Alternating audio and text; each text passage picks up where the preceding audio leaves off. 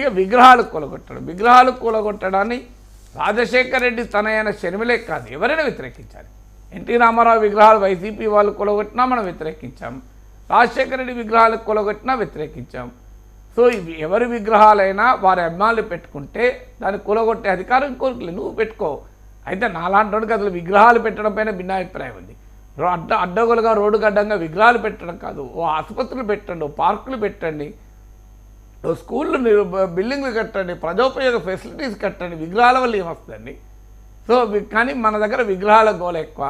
అందుకే ఒక నాయకుడు అంటాడు, స్వాతంత్ర సమర యోధుల స్మారకార్థం రాతి విగ్రహాలు నిర్మిస్తాం, కానీ వారి విలువల్ని రాళ్లతో కొట్టి చంపుతామన్నారు.